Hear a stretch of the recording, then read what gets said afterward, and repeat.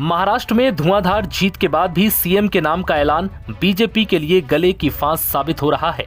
यही वजह है कि नतीजे आए हुए हफ्ते भर से ज्यादा का समय बीत चुका है, लेकिन बीजेपी सीएम के नाम का ऐलान नहीं कर पाई। महाराष्ट्र में प्रचंड जीत जहां बीजेपी के लिए खुशी का सबब लेकर आई, तो वहीं सीएम के चेहरे ने बीजेपी की उतनी ही मुश्किलें बढ़ा दी।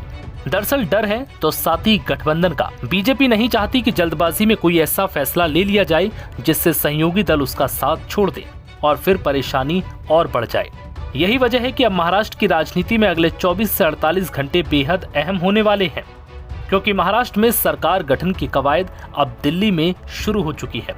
महाराष्ट्र में सरकार गठन को लेकर बीते 9 दिनों से खूब दांव पेच हो रहे थे, लेकिन अब शायद बीजेपी ने तय कर लिया है कि वो एकनाथ शिंदे के नखरे को और ज्यादा देर तक नहीं झेल सकती। इस बीच अब एनसीपी नेता अजीत पवार दिल्ली पहुंच चुके हैं।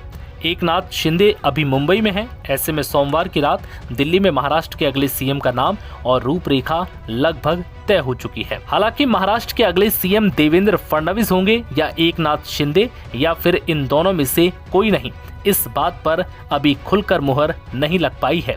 बीते कई दिनों से महाराष्ट्र का सीएम कौन होगा, इस सवाल ने हर किसी को परेशान भी कर रखा है। दरअसल महाराष्ट्र चुनाव में बीजेपी सबसे बड़ी पार्टी बनकर उभरी। ऐसे में महाराष्ट्र में नई सरकार का अब तक गठन नहीं होने से कार्यकर्ताओं के मनोबल पर भी असर पड़ रहा है।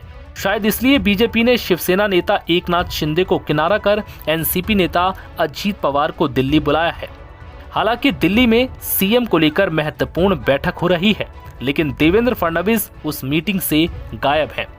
बीजेपी बहुमत के आंकड़े से महज 13 कदम पीछे है, यानी महाराष्ट्र विधानसभा की 288 सीटों में से बहुमत के लिए 145 सीटें चाहिए। बीजेपी ने इस चुनाव में 132 सीटें जीती हैं।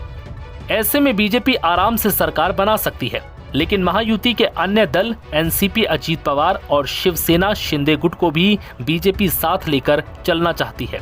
लेकिन एकनाथ शिंदे के रुख से बीजेपी मुश्किल में फंसती भी नजर आ रही है। बता दें कि भले ही एकनाथ शिंदे सीधे मुंह सीएम बनने की बात नहीं कर रहे हों, लेकिन उनके व्यवहार और पार्टी नेताओं के बयान से ये साफ है कि वो सीएम पद पर बने रहना चाहते हैं।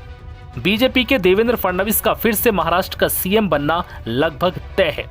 इसके बावजूद चुनाव नतीजों के 9 दिन बाद भी औपचारिक तौर पर सीएम फेस पर स्थिति साफ नहीं होने के कारण ये परिस्थिति साफ इशारा कर रही है कि महायुति में सब कुछ ठीक ठाक नहीं चल रहा। इसी बीच एनसीपी नेता अजीत पवार दिल्ली में हैं। हालांकि इस बीच देवेंद्र फडणवीस का दिल्ली नहीं पहुंचने से एक और आशंका पैदा हो रही है कि क्या देवेंद्र फडणवीस का कोई विकल्प खोजा जा रहा है।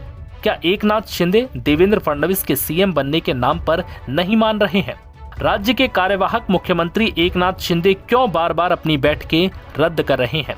क्या 5 दिसंबर को सिर्फ मुख्यमंत्री ही शपथ लेंगे? सवाल ये भी है।